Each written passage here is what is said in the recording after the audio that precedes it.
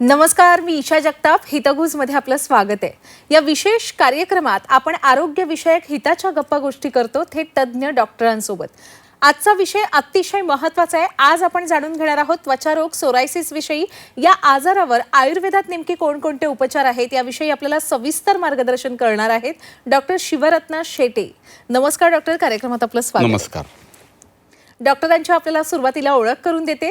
तर डॉक्टर शिवरत्न शेटे यांनी government Ayurveda college जे नागपूरमध्ये आहे तिथून BA MS आणि MD या पदवी संपादित केल्या. तसंच CCY हा योगशास्त्रातील कोर्स त्यांनी कैवल्यधाम जे लोणावळा इथे आहे तिथून पूर्ण केलं. आयुष मंत्रालय नवी दिल्ली येथे भारतातील केवळ 4 विशेषज्ञांपैकी केंद्रीय आयुष मंत्र्यांद्वारे नामनियुक्त GB मेंबर ते आहेत. आयुर्वेदासोबतच ते इतिहासात MA सुद्धा आहेत. गेल्या 30 वर्षांपासून हजारो शिवभक्तांसमवेत ते गडकोटांची भ्रमंती करणारे दुर्ग भ्रमंतीकार आणि संपूर्ण देशभरात शिवछत्रपतींच्या विचारांचे प्रबोधन करणारे ते छत्रपती शिवव्याख्याते म्हणूनही सुप्रसिद्ध आहेत. शिवसह्याद्री आरोग्यधाम या आयुर्वेद चिकित्सालयाचे ते संस्थापक आहेत. ते सोलापूरमधून आरोग्य सेवेचं उत्कृष्ट कार्य करतात. या आरोग्यधामाच्या माध्यमातून ते आयुर्वेदिक उपचार, पंचकर्म तसंच नैसर्गिक पद्धतींनी रोग निवारण आणि संपूर्ण आरोग्य संवर्धन यावर विशेष भर देतात. आजवर त्यांनी खासदार डॉक्टर अमोल कोल्हे, पद्मश्री पोपटराव पवार, नेते बच्चू कडू, अभिनेते मकरंद अनासपुरे तसंच IPS विरेशजी प्रभू यांसारख्या अनेक दिग्गज अशा मान्यवरांवर शिवसह्याद्री आरोग्यधाममधून सोलापुरात केरळीय पंचकर्मासहित माइंड क्लिन्झिंग अशा वेगवेगळ्या उपचार पद्धती त्यांच्यावर त्यांनी केलेल्या आहेत. आजार कोणताही असो, उपचार मात्र आयुर्वेदानेच, हेच त्यांचं ब्रीदवाक्य आहे. खरं तर अनेक दुर्धर आजारांवर ज्यांवर इतर पॅथी अपयशी ठरल्या अशा सर्व आजारांमधून त्यांनी सोलापुरात रुग्णांना या सगळ्या आजारांतून बाहेर काढलेलं आहे. सह्याद्री आरोग्यधाममध्ये सर्व प्रकारचे आयुर्वेदिक उपचार उपलब्ध आहेत. आज आपण त्यांच्या विशेष संशोधन आधारित अनेक त्वचा रोगांपैकी जगातल्या आधुनिक उपचार पद्धतीने जिथे जिथे हात टेकल्या अशा सोरायसिसवर कोणकोणते उपचार त्यांच्याकडे उपलब्ध आहेत हे आपण जाणून घेणार आहोत. सुरुवातीलाच डॉक्टर आम्हाला हे सांगा की हा सोरायसिस आजार नेमका होतो कशामुळे, म्हणजे त्याच्यामागे नेमकी कारणं काय असतात? बघा, मॉडर्न सायन्स ज्याला आपण आधुनिक शास्त्र असं म्हणतो त्याच्यामध्ये याचं कारण अननोन असं दिलेलं आहे. पण जी कारणं दिलीत त्यांनी, इट मे बी पॉसिबल, हेही कारणं असू शकतात. अच्छा. त्याच्यामध्ये प्रामुख्यानं रॉंग मेटाबॉलिझम, स्ट्रेस ही महत्त्वाची 2 कारणं दिलीत. आयुर्वेदात म्हणाल तर चुकीचा आहार विहार, आहार ही संकल्पना आयुर्वेदामध्ये खूप महत्त्वाची मानलेली आहे. मुळात या आजाराला मेटाबॉलिक डिसऑर्डर असं म्हणतात. अच्छा. मराठीमध्ये चयापचयजन्य. जसं आपलं पचन असतं आणि आपल्याला कधी अपचन झाल्यानंतर पोट आपले इनडायजेशनचे प्रॉब्लेम निर्माण होतात, तसं सेल्युलर डायजेशन म्हणजे ज्याला मेटाबॉलिझम ऑफ सेल, जर पेशींमधलं चयापचय बिघडलं तर हा आजार निर्माण होतो. आणि म्हणून आधुनिक सायन्सने सुद्धा याला मेटाबॉलिक डिसऑर्डर असं म्हटलंय. दुसरं असं नाव दिलंय की ऑटो इम्युन डिसीज. म्हणजे याचं सोप्या भाषेत मी ॲनालिसिस करतो. आपल्या शरीरामध्ये एक यंत्रणा असते, म्हणजे जर का शत्रू आपल्या शरीरावरती हल्ला करेल, म्हणजे बॅक्टेरिया असेल, व्हायरस असेल किंवा फंगाय असेल, तर आपल्या शरीरातील संरक्षक पेशी जे T सेल असतात ते त्याच्यावरती हल्ला करतात. ही एक ज्याला आपण म्हणतो की प्रॉपर रुटीन प्रक्रिया आहे, ही नॉर्मल. पण या आजारामध्ये असं होतं, सगळ्यात गुंतागुंत काय आहे की आपले T सेल आपल्याच नॉर्मल सेलवरती हल्ला करतात. अच्छा. आणि गुंतागुंत वाढते. सोप्या भाषेत सांगतो की भारतीय लष्कराने आपले सैनिक काश्मीरचं रक्षण करण्यासाठी सीमेवरती नियुक्त करावेत आणि त्या सैनिकाची रिकग्निशन सिस्टम फेल व्हावी आणि शत्रू समजून आपल्या सैनिकांवर त्यांनी हल्ला करावा.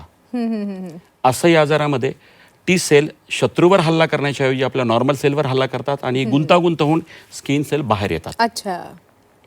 आता आयुर्वेदातली जी कारणं आहेत की चुकीचा आहार विहार, म्हणजे आपण आयुर्वेदामध्ये सांगितलं की पहिलं पचल्याशिवाय दुसरं खायचं नाही. फार साधी गोष्ट आहे. आता उदाहरणार्थ 12 वाजता तुमचं जेवण झालं आणि 2 वाजता कुणीतरी आग्रह करतं वडापावचा किंवा दही समोस्याचा, त्याचा आग्रह मोडायचा नाही म्हणून आपण पोटाचं गोडाऊन करतो. आता यातनं निर्माण होणारे जे काही रॉंग टॉक्सिन्स आहेत, यातनं या आजाराची निर्मिती होते. अच्छा. आणि त्याचबरोबर हा आजार अनुवंशिक सुद्धा असतो असंही म्हणतात. अनुवंशिक कारणापैकी एक कारण निश्चित आहे की पूर्वजांना असेल तर अपत्यांना होतो किंवा एक जनरेशन गॅप अच्छा, पण होतोच असं नाही. आई-वडिलांना जर असेल तर तो बाळाला होतोच असं नाही. नाही अनुवंशिक कारणांपैकी एक कारण आहे. आणि अजून सगळ्यात महत्वाचं कसं आहे याच्यामध्ये, ईडी म्हणजे आता राजकारणी लावतात ते नाही, इथे इमोशनली डिस्टर्बन्स, अच्छा. ज्याच्यामध्ये चिंता, ज्याला आपण एन्झायटी म्हणू, भय, फिअर, इनसेक्युअर फिलिंग, मग ती करिअरची असते, मुलीच्या लग्नाची असते, इकॉनॉमिकल स्ट्रेस असतो, शोक, दुःख होणं, दुःख. काही लोक छोट्या छोट्या कारणांनी दुःखी होतात, क्रोध, पुन्हा पुन्हा रागात येणं, आणि अनिद्रा, ज्याला आपण इन्सोमनिया म्हणतो, जागरण म्हणतो. या 5 सायकोलॉजिकल कारणांची गोळाबेरीज म्हणजे टी सेलला स्टिम्युलेट करणं. आणि याच्यात काय होतं सगळ्यात महत्त्वाचं, टी सेल आपल्या स्किन सेलला चुकीचा सिग्नल पाठवतात आणि ज्या सेल 1 महिन्यात तयार व्हायला पाहिजेत ते 1 आठवड्यात बाहेर पडतात. म्हणजे या आजाराची व्याख्याच अशी आहे, excessive production of skin cell is called psoriasis.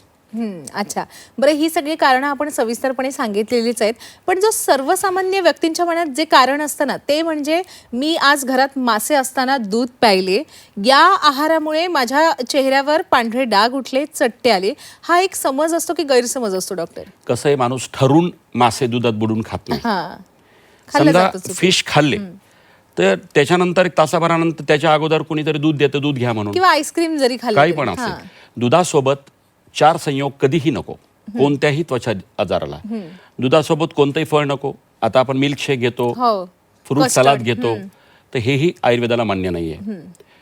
दुधासोबत कांदा नको, मुळा नको, मासे नको आणि कोणतंही फळ नको. स्वतंत्र खाऊ शकता तुम्ही, पण दूध आणि ह्या 4 गोष्टींचा संयोग हा विरुद्ध अन्न या संकल्पनेखाली येतो आणि मग टी सेल स्टिम्युलेट होऊन स्किन सेल बाहेर पडतात. म्हणजे हे सुद्धा कारण असूच शकतं. आहे.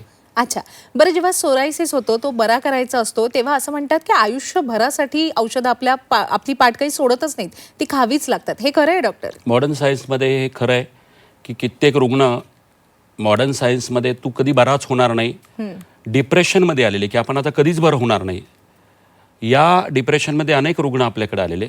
पण मी महाराष्ट्राला आश्वस्त करू इच्छितो की 1000 वर्षापूर्वी हा आजार होता. भले सोरायसिस हे नामकरण नसेल, पण जे त्या काळामध्ये संस्कृतमध्ये लिहिलेलं आहे, एककुष्ठ किंवा किटीभ, तर ही नामकरण आहे. आणि त्या काळामध्ये जे उपचार केले त्या पद्धतीच्या वनस्पतीपासून आम्ही बनवलेले तेल इतकं प्रभावी आहे. आणि शमन चिकित्सा, मला असं वाटतं की आयुर्वेदामध्ये तो बरा होतो. अच्छा, आणि आयुर्वेदात जे काही वर्णन दिलेलं आहे या आजाराचं, ते जरा सविस्तरपणे सांगाल? हो, आयुर्वेदामध्ये याचं जसं आता याचे जे प्रकार दिलेले आहेत, तसं मॉडर्न सायन्समध्ये याचे प्रामुख्याने 5 प्रकार दिलेले आहेत या आजाराचे. एक आहे प्लाक सोरायसिस. आयुर्वेदामध्ये त्या काळामध्ये माशाचे खवले निघतात या अर्थाचा संस्कृत श्लोक आहे. म्हणजे खवले निघावेत, जसं आज स्केली, सिल्वरी स्केलिंग, तसं डोक्यात निघू द्या, त्वचेवरती निघू द्या, तर याला प्लाक सोरायसिस म्हणतात. तर डॅन्ड्रफपासून असा भुस्सा पडतो पूर्ण शरीरामधून. दुसरा प्रकार आहे याच्यामध्ये आयुर्वेदामध्ये वर्णन केलेला पश्च्युलार सोरायसिस, ज्याच्यामध्ये पस पण होतो. त्या काळात पुया निर्मिती असं म्हटलेलं आहे. आज मॉडर्न सायन्समध्ये पश्च्युलार सोरायसिस असं म्हटलेलं आहे. इरिथ्रोडर्मिक हा तिसरा प्रकार आहे, ज्याच्यामध्ये भाजल्याप्रमाणे असे पुढे येतात, ब्लिस्टर येतात. चौथा प्रकार आहे गटेड सोरायसिस, ज्याच्यामध्ये पिंकिश कलरचे पुरळ फोड सगळ्या शरीरावरती उठतात. आणि सगळ्यात शेवटचा प्रकार आहे इनव्हर्स, जिथे त्वचेला जसं आपण फोल्ड पडतो स्तनाच्या खाली, जांघेमध्ये, गुडघ्याच्या पाठीमागे पॉप्लिटियल फोसाला, जिथे फोल्डिंग पडतात तिथे प्रामुख्याने हा आजार होतो. अच्छा, आणि आयुर्वेदात उपाययोजना काय दिलेल्या आहेत? म्हणजे हा आजार अगदी त्याचं जे कारण आहे मूळ, ते मुळासकट उपटलं जातं की अगदी वरच्यावरच तो बरा केला जातो? आयुर्वेदामध्ये चिकित्सेतलं पहिलं तत्व आहे निदान परिवर्जनम. म्हणजे प्रत्येक असं नाही आहे की बघा, मी तुम्हाला प्रातिनिधिक 3 उदाहरणं देतो म्हणजे ज्यावरनं आयुर्वेदाची व्याप्ती प्रेक्षकांच्या ध्यानात येईल. मुंबईवरनं 22 वर्ष वयाचा युवक माझ्याकडं या आजाराच्या उपचारासाठी आला होता. त्याचं मी डिटेल हिस्ट्री घेतली तर त्याचं ब्रेकअप होतं. आणि हिस्ट्री घेताना उसके बगैर जिंदा नाही रह सकता, वो है तो सब कुछ है, म्हणजे तो अकंठ प्रेमात बुडालेला होता. आणि तो त्याचा ट्रिगरिंग पॉईंट होता, इमोशनल डिस्टर्बन्स. आणि दुसरा जो पेशंट आहे तो सोलापूर जिल्ह्यातला टेंभुर्णीच्या जवळचा पेशंट, निवृत्त मुख्याध्यापक. खरं सांगू का की 9 वर्षानंतर त्यांना एक मुलगी झाली, एकमेव मुलगी.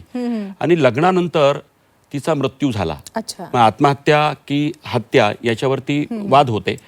पण तो व्यक्ती त्या मुलीला विसरायला तयार नव्हता, डेथ ॲक्सेप्टन्स नव्हता. आणि त्यानंतर सोरायसिस सुरू झाला. ऑस्ट्रेलियाचा एक पेशंट माझ्याकडे आहे, जो कोरोना काळामध्ये त्याला कामावरनं कमी केलं होतं आणि फिनान्शियल स्ट्रेसमध्ये होता. आता हे 3 रुग्ण जर एखाद्या मॉडर्न डर्मॅटॉलॉजिस्टकडे गेले तर ते एकच औषध देतील. पण आयुर्वेदात असं नाही आहे. तिघांचे सायकोलॉजिकल कारणं वेगळी आहेत. बरोबर आहे. 50% औषधं सारखी असतील, पण तिघांच्या सायकोलॉजिकल कारणांना आपल्याला मुळासकट वजा करावं लागेल. That is a mind cleansing. पण हे माइंड क्लिन्झिंग नेमकं कसं करता तुम्ही? कसं आहे की शिवसह्याद्री आरोग्यधाममध्ये भारतात सर्वाधिक यश मिळतं सोरायसिसच्या आजारावरती. त्याचं कारण आहे की औषधोपचार सगळेच करतात, पण व्यक्तिगत चिकित्सा म्हणजे पर्सनलाइज्ड ट्रीटमेंट. आता या 3 पेशंटच्या बाबतीत जर बोलायचं झालं की त्याला प्रेमातनं डिटॅच करावं लागलं, त्याला प्रत्याहार चिकित्सा म्हणतात. दुसऱ्या पेशंटला डेथ ॲक्सेप्टन्स मला निर्माण करावा लागला आणि तिसऱ्याला फिनान्शियलमधून बाहेर काढावं लागलं. इन द सेन्स जसं स्कॅनिंग करतात आपल्या मेंदूचं तसं माइंड स्कॅनिंग करतो आम्ही. त्याची सगळी डिटेल हिस्ट्री घेतो. आजार वाढवणारे सायकोलॉजिकल फॅक्टर त्याच्या आयुष्यामध्ये किती आहेत आणि ते फॅक्टर पूर्णपणे 4 ते 6 तासाची स्वतंत्र चिकित्सा आहे. It's a non medicinal therapy. अच्छा. It is based on science, yoga science आणि प्राणायामाच्या मदतीनं. आणि मी स्वतः शिकवतो ते, म्हणजे दुसऱ्यांवर अवलंबून नाही आहे. सायकोलॉजिकल कारणं पूर्णपणे वजा केली की आजार बरा होतो. अच्छा, बरं, मी आणखी त्यात जात नाहीये की तुम्ही नेमकं कसं करता इमोशनल क्लिन्झिंग, पण आपले प्रेक्षक तुमच्याकडे जेव्हा येतील उपचारासाठी तेव्हा त्यांना कळेल की कशा प्रकारे आपण इमोशनल क्लिन्झिंग किंवा माइंड क्लिन्झिंग केलं जातं आपल्याकडे. असं म्हणतात की सोरायसिस हा आजार संसर्गाने सुद्धा होतो, सहवासाने? नाही, खोटं आहे. कित्येक पेशंट पत्नीला असेल तर कधी पतीला झाला नाही, पतीला असेल तर पत्नीला झाला नाही. आणि गैरसमज आहे, तो दिसायला बिबीचा दिसतो परंतु संसर्गजन्य नाही आहे. मी यासाठी एक करत असतो की मी स्वतः ग्लोव्ज न घालता ते ऑइंटमेंट किंवा ऑइल पेशंटच्या पत्नीसमोर पतीला लावून देतो अशा हाताने आणि त्यांच्या मनामधली गैरसमज दूर करतो की हा नाही होत तसा संसर्गजन्य. अच्छा, म्हणजे तो सहवासाने होत बिलकुल होत नाही. अच्छा, या आजारावर तुम्ही तुमचं असं काही संशोधन केलंय डॉक्टर? केलंय ना. माझ्या उपचाराची त्रिसूत्री आहे ज्याच्यामुळे मला सर्वाधिक यश मिळतं याच्यामध्ये. एक आहे की अनेक वर्ष अनुभूती योग. आपण बघतो की ट्रायल एररमध्ये आपल्याला पेशंट शिकून जातात. अनेक वर्षाचा तो 2 दशकापेक्षा जास्त हा संशोधनाचा भाग आहे. त्याच्या 3 चिकित्सा म्हणजे एक्सटर्नल थेरपी.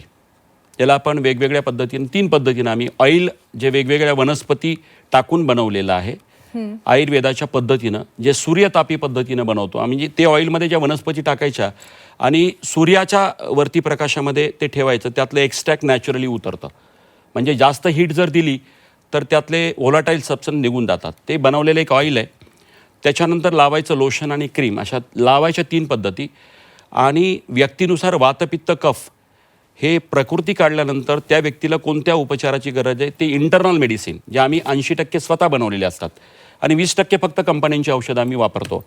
सगळ्यात महत्त्वाचं शुद्धीकरण म्हणजे पंचकर्म. वर्षातनं 2 वेळा पंचकर्म. भले रुग्ण इतर शहरातला असेल तर त्या शहरामध्ये आम्ही करून घ्या असं सांगत असतो. कसं आहे, एखाद्या तलावामध्ये जर गाळ साठला तर वरती बिस्लेरीचे टँकर किती ओतले तर फरक नाही पडत, गाळ काढायला पाहिजे. एखादा दह्याचा मडका आहे, किती तुम्ही दूधवाले बदलले, हे डॉक्टर ते डॉक्टर, ते तर दहीच होणार, पण ते मडकं स्वच्छ करा, दुधाचं दूध राहील. ही संकल्पना जसं आपण 2 व्हीलर 4 व्हीलरची सर्व्हिसिंग करतो, 2 व्हीलरची बॉडीची सर्व्हिसिंग पण गरजेची आहे. ती 2 सर्व्हिसिंग आम्ही ज्या त्या शहरात करून घ्या असं सांगत असतो. ही झाली शोधन चिकित्सा. आणि तिसरी आहे that is a mind cleansing, जी माझी हुकूमत आहे. शिवसह्याद्री आरोग्यधामची ही खासियत आहे. याच्यावरती कुणीच काम केलेलं नाही आणि त्यामुळे इतर ठिकाणी रिझल्ट का मिळत नाहीत तर फक्त औषधोपचार आणि पंचकर्म. माइंड क्लिन्झिंगमध्ये माझी व्यक्तिगत म्हणजे शेतकऱ्यापासून ते IPS पर्यंत, राजकारण्यांपासून ते सामान्य गृहस्थापर्यंत सायकोलॉजिकली डिस्टर्ब होण्याची कारणं, अगदी नवरा बायकोंमध्ये होणारा बेबनावसुद्धा त्याचा स्टिम्युलेटरी फॅक्टर असतो आणि टी लिम्फोसाईट हे चुकीचं सिग्नल देतात. आणि या आजाराची व्याख्याच आहे excessive production of skin cell is called psoriasis. मला वाटतं की मी ते फॅक्टर प्रत्येकांमधले वजा करतो, प्रत्येकाची कारणं वेगळी सायकोलॉजिकली, ही माझी खासियत आहे. वा, म्हणजे खरोखर हा आजार मुळापासून बरा करण्याकडेच आपला कल असतो.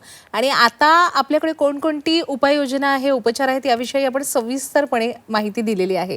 बरं, टक्केवारी किती आहे यशस्वी होण्याचे हे सगळे उपचार? 100 पेशंटमधले 98 पेशंट ही सगळ्यात महाराष्ट्रातली नाही भारतातली सक्सेसफुल थेरपी आहे. 100 98 पेशंट माझ्याकडे बरे होतात. 2 न होण्याची कारणं पण वेगवेगळी आहेत. एक तर पेशंट पथ्य पाळत नाही, म्हणजे एखाद्याला म्हटलं ना की बाबा हे अल्कोहोलने वाढतं, बुक्समध्ये लिहिलेलं आहे, स्मोकिंगने वाढतं, हे बंद कर, तर तो करणार ते. एखाद्याला म्हटलं ना की दिवसभर उन्हामध्ये तू नाही जमणार तुला. आता एक शेतकरी माझ्याकडे आला होता, नान्नज या गावचा. संपूर्ण शरीर त्याचं सोरायसिसनी माखलेलं होतं. एखादं जनावर झाडाला खाजवावं तसं ती पाठ खाजवायचा, 1.5 किलो स्केलिंग निघायचं त्याचं, खूप त्रास होतो सर. भयानक. तर याला मी तेव्हा आल्यानंतर सांगितलं की तुला 95% बरा करतो. तर तो मला म्हणाला की 5% राखीव का ठेवलंय. तर मी त्याला सांगितलं की याचं जे एक्झॅगरेटरी फॅक्टर आहे, हे तू दिवसभर उन्हामध्ये असतो ना, तुला शेती सोडून दुसरा व्यवसाय कर हे मी नाही सांगू शकत. त्यामुळे 5% हे कारण तुझ्यासोबत आयुष्यभर राहणार आहे, तुला दुसरं काम जमत नाही. पण तो इतका समाधानी आहे की त्याचं 95% बरं आहे, म्हणजे शरीरावरचं सगळंच निघून गेलेलं आहे. एखाद दुसरा कॉईन एवढा स्पॉट आहे तर त्याला त्याचं काही वाटत नाही. अच्छा, आणि खरं तर म्हणजे 95% हा आकडा काही कमी कमी नाही. नाहीये. आता बोलताना ना आपण एक उल्लेख केला, जे सांगितलं की उन्हामुळे त्यांचं 5% काही बरं होणं शक्य नाहीये, म्हणजे उन्हामुळे सुद्धा सोरायसिस होऊ डेफिनेटली शकतो. की लॉंग टर्म ज्याला एक्सपोजर म्हणू, हां. शॉर्ट टर्म ठीक आहे, ज्याला आपण ऊन घेणं आणि निघून जाणं, पण त्याला दुसरा व्यवसाय जमत नाही, तो शेतकरीच आहे, तो दिवसभर उन्हात राहतो, तर ह्याचं एक्झॅगरेटरी फॅक्टर आहे. अच्छा, आणि शिवाय धूम्रपान याच्यामुळे सुद्धा होतो. हो, धूम्रपान आहे, मद्यपानामुळे सुद्धा. अल्कोहोल आहे, हां. काही ॲलोपॅथीमधली औषधं आहेत की ज्याच्यामुळे हे एक्झॅगरेट होतं. घशाचं इन्फेक्शन आहे, स्टेप्टोकोकाय, स्टॅफिलोकोकाय, याच्यामुळे सुद्धा तो एक्झॅगरेट होतो. आणि 5 कारणं चिंता, भय, शोक, क्रोध, विलाप आणि अनिद्रा, याच्यामुळे तो होतच होतो. अच्छा, बरं. हा जेव्हा सोरायसिस होतो तेव्हा आपण म्हणालात की 95% आपण बरा करू शकता किंवा काही रुग्ण पूर्णपणे सुद्धा बरे होऊ शकतात. हो. खरं तर आपल्याच काही रुग्णांच्या प्रतिक्रिया आपल्यापर्यंत पोहोचलेल्या आहेत, ते सुद्धा आपण पाहूया. माझं नाव राहणार पुणे. मी 2004 ते 2022 या कालावधीपर्यंत सोरायसिसने पूर्णपणे त्रस्त होतो. या कालावधीमध्ये मी वेगवेगळ्या त्वचारोग तज्ज्ञांकडनं उपचार घेतले. त्यामध्ये वेगवेगळ्या प्रकारच्या उपचार पद्धतींचा पण अंतर्भाव होता, पण कुठल्याही प्रकारचा मला त्यामध्ये गुण आलेला नाही. 2022च्या डिसेंबर महिन्यामध्ये मला शिवसह्याद्री आरोग्यधाम व डॉक्टर शिवरत्न शेटे सरांबद्दल फेसबुकच्या माध्यमातून माहिती मिळाली. त्यानंतर मी डिसेंबरपासून सरांकडे आयुर्वेदिक उपचार सुरू केले. या उपचारानंतर मला आज 8 महिन्याच्या कालावधीमध्ये जवळपास 90% फरक पडलेला आहे सोरायसिस बऱ्या होण्याच्या प्रक्रियेमध्ये. आणि उरलेल्या 2-4 महिन्याच्या कालावधीमध्ये मला खात्री आहे की तो राहिलेला 10% सुद्धा पूर्णपणे बरा होणार आहे. आणि यासाठी मी आयुर्वेद आणि शिवरत्न शेटे सर यांचा मनापासून ऋणी राहील. नमस्कार, मी संजय चंद्रकांत कुलकर्णी, वय वर्ष 56, राहणार नवी मुंबई. मला स्किन डिसीज सोरायसिसचा प्रचंड त्रास होता. डोक्यातून प्रचंड खाज तर होतीच, परंतु डोक्यातून डॅन्ड्रफ भरपूर प्रमाणात यायचा. मी मुंबईसह अनेक MBBS MD त्वचारोग तज्ज्ञांची औषधं घेतली. ॲलोपॅथिक मेडिसिनची साईड इफेक्ट्स तर होतीच, परंतु त्याचबरोबर मला त्यात आराम काही पडला नाही. शेवटी मला सोलापूर येथील शिवरत्न शेटे डॉक्टर यांचा शिवसह्याद्री आरोग्यधाम च्या सक्सेस ट्रीटमेंटबद्दल कळाले आणि मी गेली 6 महिन्यापासून तिथे ट्रीटमेंट घेतल्यानंतर मला आराम पडलेला आहे. खरोखरच सर्वांचं मी धन्यवाद देतो. डॉक्टर शेटे सरांचे धन्यवाद. शिवसह्याद्री आरोग्यधाम, धन्यवाद आयुर्वेद. अतिशय समाधानकारक अशा या दोन्ही प्रतिक्रिया होत्या आपल्या रुग्णांच्या. पण हे रुग्ण बरे झालेले आहेत सोरायसिसमधून. असं म्हणतात की सोरायसिस जरी बरा झाला तरी तो पुन्हा येऊ शकतो. हे खरं आहे डॉक्टर? कसं आहे की पथ्य जर पाळले, 100तल्या 4 गोष्टी मी वजा कर असं म्हटलं आणि ते पथ्य पाळले तर तो बराच होतो, पुन्हा होत नाही. पण त्याने ती कारणं रिपीट केली तर मग साधा मच्छर चावल्यानंतर होणारा मलेरिया पुढच्या वर्षी सुद्धा मच्छर चावल्यानंतर मलेरिया सुद्धा होतो. आता सोरायसिस आहे, मला ज्याची कारणं वजा केली तर तो 100% बरा होतो. अच्छा, नाहीतर मग फॉलो त्यांनी अर्थात treatment प्रत्येक करायची. आजारच तो रिपीट होत असतो. हा, आणि जर तो रिपीट होऊ नये असं वाटत असेल हो. तर आपण त्यांना मेंटेन करू हो, शकतो हो, तुमच्या हो. ट्रीटमेंट. डेफिनेटली. आपण जे शेतकऱ्याचं उदाहरण दिलं ना, ते शेतकऱ्याने तो त्रास सहन नाही केला, तो तुमच्यापर्यंत पोहोचला शेतकरी. काही लोक काय करतात, त्यांना जर त्रास होत असेल तर ते त्या आजारासोबतच जगणं पसंत करतात. कसं? सोरायसिसकडे जर अशा प्रकारे दुर्लक्ष केलं, उपचार घेतलेच नाहीत तर काय होऊ शकतं डॉक्टर? त्याचे उपद्रव, ज्याला आपण कॉम्प्लिकेशन असं म्हणतो, म्हणतो, तर हे कॉम्प्लिकेशनमध्ये सोरायटिक अर्थरायटिस म्हणजे संधिवात, प्रचंड वेदना होतात. एक दुर्मिळ आजार आहे जे त्वचेचा कॅन्सर आहे, केरेटनोसाइट कार्सिनोमा असं म्हणतात. जर दुर्लक्ष केलं तर हाही होऊ शकतो. हृदयाचे आजार होण्याची टक्केवारी 50% वाढते, हाय रिस्कमध्ये येतं. नेत्राचे आजार होतात, ड्रायनेस, कंजक्टिव्हायटिस, ब्लेफरायटिस म्हणजे पापण्यांना सूज येणे. पोटाचे आजार होतात, ज्याला क्रॉन्स डिसीज किंवा इरिटेबल बाउल सिंड्रोम असं म्हणतात.